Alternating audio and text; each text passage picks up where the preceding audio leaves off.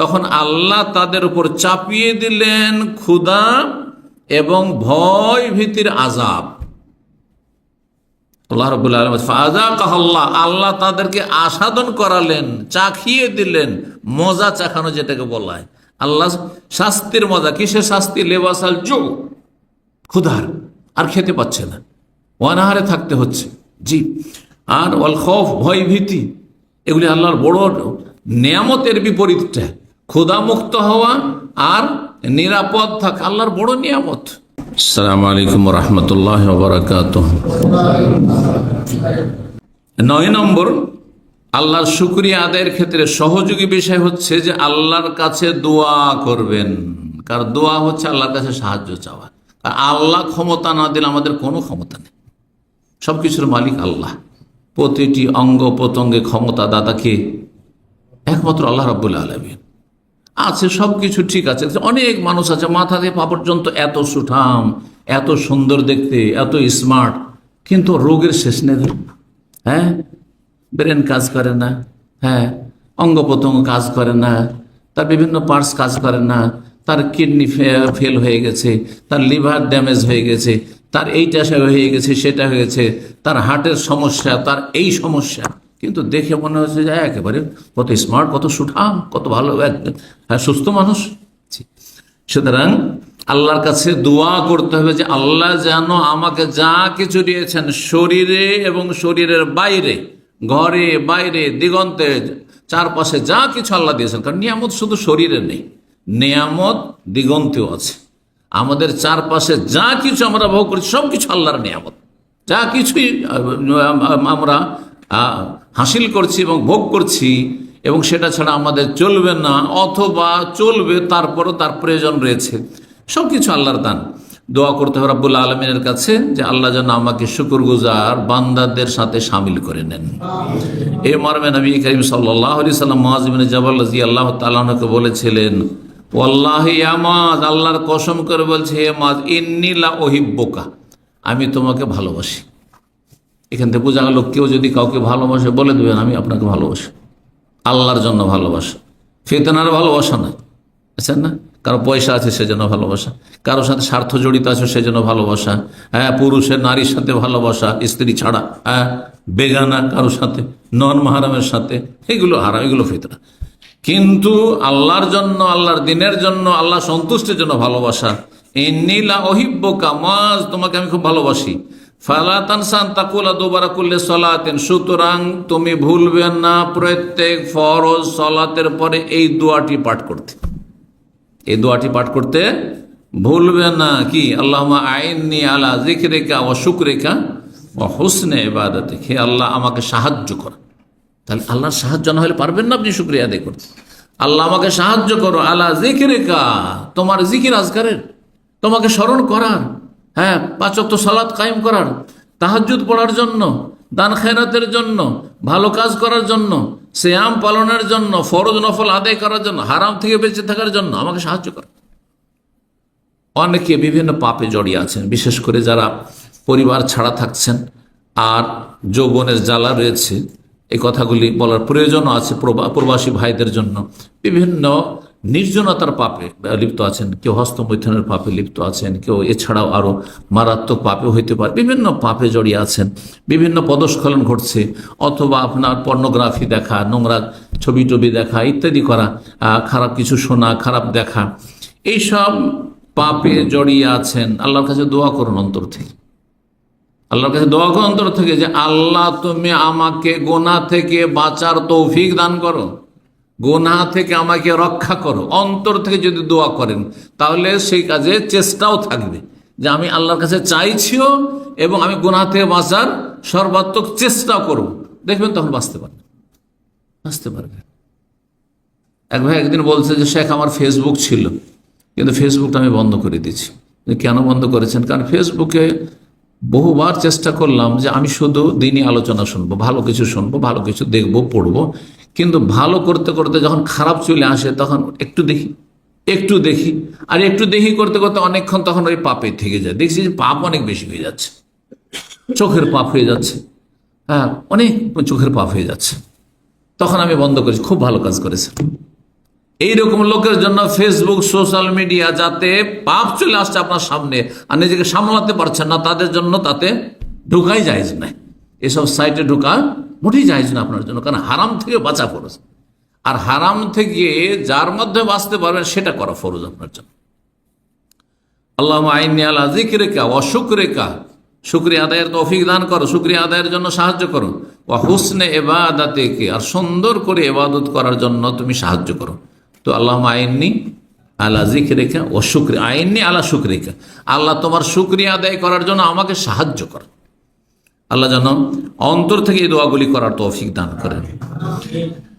আমি বলেছিলাম যে সময় যদি থাকে তো আর একটি জিনিস বর্ণনা করে দেবো। 5টি পয়েন্ট রয়েছে, খুব সংক্ষেপে বলে দিই। সেটা হচ্ছে, যদি আল্লাহর শুকরিয়া আদায় না করেন তো তার ভয়াবহতা, তার ক্ষয়ক্ষতি অথবা কুফল।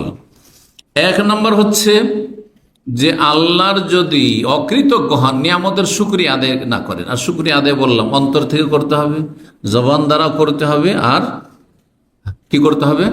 কয়টি? 9টি বয়ান করেছি, একটি থেকে গেছি কিন্তু, সেটি হচ্ছে, এটি বলেনি, 9টি বর্ণনা করলাম না কি সম্পর্কে? হ্যাঁ, আল্লাহর শুকরিয়া আদায়ের ক্ষেত্রে সহযোগী বিষয়, কেমন করে আপনি আল্লাহর শুকরিয়া আদায় করতে পারেন যথাযথ। 10 নম্বর পয়েন্টটি ছুটে গিয়েছিল, সেটি হচ্ছে আল্লাহর নিয়ামতকে আল্লাহর সন্তুষ্টির কাজে ব্যবহার করা। আল্লাহর নিয়ামতকে আল্লাহর সন্তুষ্টির কাজে ব্যবহার করা। যা আল্লাহ দিয়েছেন তা দ্বারা যেন কি হয়? নেকির কাজ হয়, ভালো কাজ হয়, কমপক্ষে জায়েজ কাজ হয়, হারাম কাজ না হয়, নাজায়েজ কাজ না হয়, অবৈধ না হয়, অপছন্দনীয় কাজ না হয়, যাতে আল্লাহ অসন্তুষ্ট হবেন। আপনি আল্লাহর নিয়ামত দিয়ে, আল্লাহর দান, আর সেটা দিয়ে আপনি আল্লাহকে অসন্তুষ্ট করছেন, আল্লাহর দান দিয়ে আপনি হারাম করছেন, এটা যেন না হয়। এখন আপনি চিন্তা করে একটি উদাহরণ নেন। চোখ আল্লাহর কত বড় নিয়ামত, ঠিক না? এই চোখ দিয়ে কি করবেন? আপনি ফরজ সুন্নত আদায় করবেন, আল্লাহকে সন্তুষ্ট করবেন। হারাম নাজায়েজ থেকে চোখকে বাঁচিয়ে, দৃষ্টি শক্তিকে বাঁচিয়ে রাখবেন, তার মাধ্যমে আল্লাহকে সন্তুষ্ট করবেন। আপনি আপনার জবানকে, তো চোখ দিয়ে কেমন করে ভালো কাজ করবেন? চোখ দিয়ে ভালো কাজ কি করা যেতে পারে বলেন? না, হ্যাঁ, একটা তো নেগেটিভ হলো যে চোখ দিয়ে হারাম দেখবেন না, তাই না? চোখ দিয়ে হারাম দেখবেন না, তাহলে ব্লু ফিল্ম দেখবেন না, মহিলাদের তাকাবেন না, আপনি নাজায়েজ কোনো দৃশ্য দেখবেন না। এটা না হলে নেগেটিভ হলো। পজিটিভ কি হইতে পারে? চোখ, হ্যাঁ, দ্বারা কি করবেন? আপনি কোরআন তেলাওয়াত করবেন। আপনি, হ্যাঁ, চোখ দ্বারা আপনি যারা দুর্বল, অসহায়, তাদের দিকে মায়ার দৃষ্টিতে তাকাবেন। বড়দের দিকে আপনি শ্রদ্ধা সম্মানের দৃষ্টিতে তাকাবেন। রাসূলুল্লাহ সাল্লাল্লাহু আলাইহি ওয়াসাল্লাম বলেছেন, লাইসা মিন্না মান লাম ইয়ারহাম সগীরানা ওয়া লাম ইউআক্কির কাবীরানা। আমাদের দলভুক্ত নয় ওসব লোকেরা যারা ছোটদের ওপর মায়া মমতা করেন, রহম করেন না। দুর্বলদের উপর, অন্য হাদিসে রয়েছে দুর্বলদের উপর মায়া মমতার কথা। ইরহামু মান ফিল আরদ, যারা পৃথিবীতে আছে তাদের উপর তোমরা দয়া করো, মায়া করো। ইয়ারহামুকুম মান ফিস সামা, যিনি আকাশে সত্তা রয়েছে রব্বুল আলামিন, তিনি তোমাদের উপর মায়া করবেন, দয়া করবেন। তো এই চোখ, মানুষের যখন চোখে দেখে কোনো দৃশ্য, কোনো ব্যক্তিকে দেখে, কোনো বস্তু দেখে, মায়া হয়। তো এর মাধ্যমে আল্লাহ সন্তুষ্টি লাভ করা। এই চোখ দিয়ে ফরজ অজেবগুলি আদায় করবেন, হারাম নাজায়েজ থেকে চোখকে বাঁচিয়ে রাখবেন। জবান দ্বারা ফরজ অজেব আদায় করবেন, আপনি সুন্নত আদায় করবেন, নফল কাজ করবেন, ভালো কাজ করবেন, কমপক্ষে বৈধ কথা বলবেন, হারাম থেকে বাঁচিয়ে। সুতরাং এটা দিয়ে আপনি চুগলখড়ি করবেন না, জবান দিয়ে আপনি গীবত করবেন না, আপনি মিথ্যা কথা বলবেন না, আপনি যারা গান বাজনা করে, এই জবানকে আল্লাহর অসন্তুষ্টির হারাম কাজে ব্যবহার করে, সেটা করবেন না আপনি, ইত্যাদি ইত্যাদি। হাত দ্বারা ভালো কাজ করবেন, হাত দ্বারা কারো ক্ষতি করবেন না, কাউকে কষ্ট দেবেন না। আল্লাহ আপনাকে হৃদয় দিয়েছেন, এটা দিয়ে মানুষের পরোপকারী হবেন, এতে আপনি হিংসা, বিদ্বেষ, শত্রুতা লালন করবেন না আপনি কোনো মানুষ সম্পর্কে। জি, তো এইভাবে শুকরিয়া আদায় করা, আল্লাহর নিয়ামতকে আল্লাহর সন্তুষ্টির কাজে লাগানো। একটি নিয়ামতকে, পা রয়েছে, পা দিয়ে হেঁটে যাচ্ছেন কোথায়? এই যে হেঁটে এসেছেন দিন শিখার জন্য, এর মাধ্যমে আল্লাহ শুকরিয়া আদায় হচ্ছে যে আল্লাহ তুমি আমাকে চলার তৌফিক দিয়েছো, আল্লাহ আমাকে গাড়ি দিয়েছো, গাড়ি, আমার পা, আমার শরীর, আমার অঙ্গ প্রত্যঙ্গ তোমার সন্তুষ্টির জন্য। আর দিনের জ্ঞান অর্জন করা আল্লাহ সন্তুষ্টির কাজ, আমল করা আল্লাহ সন্তুষ্টির কাজ, সেদিকে দাওয়াত দেওয়া আল্লাহ সন্তুষ্টির কাজ। এইসব কাজে সূরা আসরের তাফসীরের আমল করুন আপনি অঙ্গ প্রত্যঙ্গ দিয়ে। আর হারাম নাজায়েজ থেকে বাঁচিয়ে রাখা, আপনার গাড়ি গোনার কাজে ব্যবহার হবে না, আপনার পা গোনার দিয়ে এগিয়ে যাবে না। কেউ যাচ্ছে কোথাও পাপের জায়গাতে পাপীদের সাথে বসার জন্য হেঁটে যাচ্ছে, তাহলে আল্লাহর নিয়ামতকে গুনার কাজে ব্যবহার করবে। এভাবে এক একটি অঙ্গ প্রত্যঙ্গ সম্পর্কে আপনি চিন্তা করবেন যে আমি যে আল্লাহর দানগুলি আমি আল্লাহকে রাজি করার ক্ষেত্রে, আল্লাহ সন্তুষ্টির ক্ষেত্রে ব্যবহার করছি না আল্লাহর অসন্তুষ্টির ক্ষেত্রে ব্যবহার করছি। যে কথাগুলো বলতে চেয়েছিলাম তাহলে আমি বলে ফেলি, সেটা হচ্ছে যদি আল্লাহর শুকরিয়া না আদায় করেন তার কুফল, এক নম্বর কুফল হচ্ছে যে নেয়ামতের শুকরিয়া আদায় না করলে নেয়ামত কি হয়ে যাবে, চলে যাবে, হারিয়ে যাবে, টিকবে না। কোরআনে কারীমের সূরা ইব্রাহিমের আয়াত নম্বর 7 আল্লাহ ইরশাদ করেছেন, ওয়াইজা আযযানা রাব্বুকুম লাইন শাকারতুম লাযিদান্নাকুম, যদি তোমরা শুকরিয়া আদায় করো তাহলে আমি তোমাদের নিয়ামতগুলিকে বেশি করে দেব, বর্ধিত করে দেব। ওয়ালাইন কাফারতুম, আর যদি অকৃতজ্ঞ হও, নাশুকরি করো, ইন্না আযাবি লাশাদীদ, তাহলে আমার আযাব বড়ই শক্ত রয়েছে, বড়ই কঠিন রয়েছে। দুই নম্বর ক্ষয়ক্ষতি হচ্ছে যে আল্লাহ রাব্বুল আলামিন ওই সব মানুষকে নিকৃষ্ট বলেছেন, ওই সব মানুষকে আল্লাহ রাব্বুল আলামিন ঘৃণিত বলেছেন, যেসব মানুষরা, যেসব আত্মা, যেসব মন আল্লাহ শুকরিয়া আদায় করে না। তাহলে যারা আল্লাহ শুকরিয়া আদায় করে না তারা আল্লাহর কাছে ঘৃণিত, নিকৃষ্ট। রব্বুল আলামিন ইরশাদ করেছে সূরা ফুসসিলাত আয়াত নম্বর 51-তে। সূরা ফুসসিলাত অপর নাম হচ্ছে হামিম সেজদা। ওয়াইদা আনআমনা আলাল ইনসানি আরাজা, অধিকাংশ মানুষের স্বভাব হচ্ছে, প্রকৃতি হচ্ছে যে আমি যদি তাদেরকে নিয়ামত দান করি তাহলে সে উপেক্ষা করে, মানে সুখী হইলে পাপী হয়ে যায়, আরাজা আল্লাহর দিন থেকে বিমুখ হয়ে যায়, ওয়া না বেজানেহি পাশ কাটিয়ে চলে যায়, ওয়াইদা মাসলাহু শারর, আর যখন বিপদ আপদ এসে পড়ে, বালা মুসিবত আপতিত হয়, ফাজু দুআইন আরিজ, তখন লম্বা দোয়া শুরু করে দেয়। তখন কান্নাকাটি করে হাওমাও করে আল্লাহকে ডাকা শুরু করে দেয়, এতদিন কোথায় ছিল। দেখেন একটি কথা এখানে শোনেন, কথা প্রসঙ্গে, যে মানুষের বালা মুসিবত থেকে রক্ষার জন্য হঠাৎ করে অনেক বেশি ভালো আমল করলেন, এটা এত ফলপ্রসূ না। যত ফলপ্রসূ, যত উপকারী আপনার জন্য, যত সহযোগী আপনার জন্য কন্টিনিউ দীর্ঘদিনের ভালো আমল, দীর্ঘদিনের ভালো আমল। ইউনূস আলাইহিস সালাম, তাকে আল্লাহ ধরেছিলেন একটি ভুলের জন্য। বড়দের ভুল, ছোট ভুলটাই বড় ভুল, তাই না? আল্লাহর বিনা হুকুমে গ্রাম থেকে বেরিয়ে চলে জাতিকে ছেড়ে দিয়ে যে আল্লাহর আযাব আসবে, তোরা ধ্বংস হয়ে যাবে, গেলাম আমি। আল্লাহ কি করলেন তাকে? মাছের পেট, পরীক্ষা, মাছের পেট। আল্লাহ বলছেন ইউনূস আলাইহিস সম্পর্কে যে মাছের পেট থেকে কোনোদিনই বের হইতে পারতো না ইউনূস আলাইহিস সালাম যদি সে একটি ভালো কাজ কন্টিনিউ না করে আসত। ফালাউলা আন্নাহু কানা মিনাল মুসাব্বিহিন, সে যদি তসবিহকারীদের দলের লোক না হইত। তাফসীরকাররা বলছেন যে শুধু লা ইলাহা ইল্লা আনতা সুবহানাকা ইন্নী কুনতু মিনাজ জালিমিন তার নেক আমল না, তার আগে তার অতীতের অনেক ভালো তসবিহ রয়েছে, অনেক বেশি পরিমাণ আল্লাহর জিকির আজকার রয়েছে, এবং ফরজ, ওয়াজিব, নফল রয়েছে। সেগুলি তাকে কি করেছে? সহযোগিতা করেছে এই বালা মুসিবত থেকে মুক্তি লাভের ক্ষেত্রে। অনেক ভালো মানুষ, দীর্ঘদিনের ভালো মানুষ ছিল, বালা মুসিবতের সম্মুখীন হলে দেখা যায় তার কিছুই হয়নি।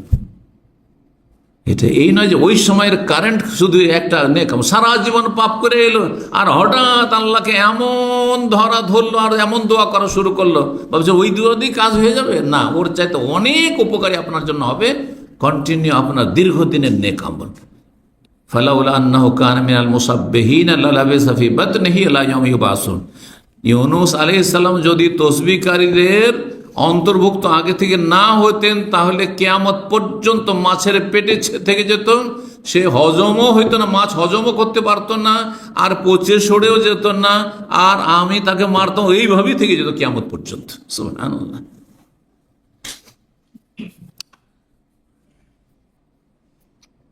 3 নম্বর যে বিষয়টি, কিসের বিষয়? আল্লাহ যদি শুকরিয়া আদায় না করেন তাহলে কি হইতে পারে? আল্লাহ শুকরিয়া না আদায় করলে আল্লাহ কখনো কখনো ছাড় দিয়ে দেন, যে এই বড় মাছ আছে, ওই যে ছিপে বা বড়শিতে মাছ ধরে, ছোট মাছ বড় মাছের পার্থক্য জানে না যারা মাছ ধরে। ছোট মাছ যদি লাগে সাথে সাথে খাচ করে টানবে, ঠিক কিনা, তাড়াতাড়ি উঠাবে। আর বড় মাছ যদি লেগে যায় 10 কিলো 20 কিলো 50 কিলো যদি মাছ লেগে যায়, হ্যাঁ, বড়শিতে, তখন কি করে? সুতা ছাড়তেই থাকে। হ্যাঁ, আল্লাহর জন্য উত্তম উদাহরণ, উত্তম দৃষ্টান্ত রয়েছে। তো আল্লাহ বড় বড় পাপীদেরকে এরকম করেন, ঢিল দিতেই থাকেন, ছাড় দিতে থাকেন, কিন্তু ছেড়ে দেন না। আর যখন ধরেন মারাত্মক আল্লাহ ধরেন। আর এটা চোখের সামনে আপনারা দেখতে পাচ্ছেন এরকম অপরাধীদেরকে আল্লাহ খুব ছাড় দিয়েছিলেন। আর তাতে তারা প্রতারিত হয়ে গেছিল, যে কিছুই হয়নি, কই আমরা তো সব কিছু করছি, কোথায় কি হচ্ছে। কিন্তু এমন ধরেন যে তখন কঠিন অবস্থা হয়ে যায়, আর কোনো সুযোগ পায় না, তখন ছাড় দেওয়া হয় না। রব্বুল আলামিন ইরশাদ করছেন এই মর্মে কোরআনে কারীমে, ফালাম্মা নাসু মা যুক্কিরু বিহি, আল্লাহর যে উপদেশ এসেছিল কোরআন হাদিস ওহীতে, যখন তারা সেটা উপেক্ষা করে, ভুলে যায়, আমল করে না, ফাতাহনা আলিম আবওয়াবা কুল্লি শাই, তখন প্রত্যেকটি সুখের দ্বার তাদের সামনে আমি খুলে দিই। সুখের সামগ্রী, পাপীকে আল্লাহ বেশি সুখী করেন। আল্লাহ বলছেন সব দরজা আমি খুলে দিই, যেখানে হাত দেয় সেখানে লাভ, সেখানে সুখ আর শান্তি আর শক্তি। আর তারপরে হাত্তাইদা ফারেহ বেমা উতু, যা কিছু নিয়ামত এত বেশি পেল যে আমোদ ফুর্তিতে মেতে উঠল, আনন্দিত, খুশির শেষ নেই। তখন আল্লাহ বলছেন আখাযনাহুম বাগতা, হঠাৎ করে আকস্মিক তখন আমি ধরে ফেলি। আখাযনাহুম বাগতা ওহুম লা ইয়াশউরুন, আখাযনাহুম বাগতা ফাইযা হুম মুবলিসুন, অন্য জায়গায় লা ইয়াশউরুন রয়েছে, ফাইযা হুম মুবলিসুন, তখন তারা হতাশ হয়ে যায়, হাই কি হলো, আর কোনো উপায় নেই। 4 নম্বর যে বিষয়টি, মানুষ যখন আল্লাহর অকৃতজ্ঞ হয়ে যায়, নাশুকরি করে, শুকরিয়া আদায় না করে, তখন নেয়ামত আযাবে পরিবর্তন হয়ে যায়, রূপান্তরিত হয়ে যায়। আল্লাহর নেয়ামত এখন আযাব হয়ে পড়েছে। আল্লাহ দিয়েছেন ছেলে মেয়ে, বেশ উচ্চ শিক্ষিত হয়েছিল, কিন্তু একসময় এমন আযাব হলো যে বাপ মাকে বাড়িতে থাকতে দেয় না, রাস্তায় নামিয়ে দিচ্ছে, বৃদ্ধাশ্রমে পাঠিয়ে দিচ্ছে। একজন আমেরিকায়, তো একজন অস্ট্রেলিয়ায়, একজন বলছে অমুক জায়গায় আছে না। এরকম শিক্ষিত লোকদের সব সোশ্যাল মিডিয়া আজকাল দেখতে পাচ্ছেন। কিন্তু এক মেয়ে অমুক জায়গায় রয়েছে, একজন অমুক জায়গায় রয়েছে, আর দেশে এসছে, আসার ওরা বাপ মাকে বাড়ি থেকে বের করে দিয়েছে। হ্যাঁ, বা বাড়ি ঘর লিখে নেওয়ার জন্য তাদের ওপর পেস্তুল ধরে নিয়েছে, জবরদস্তি লিখে দিতে হবে। আউযুবিল্লাহ, অশান্তি।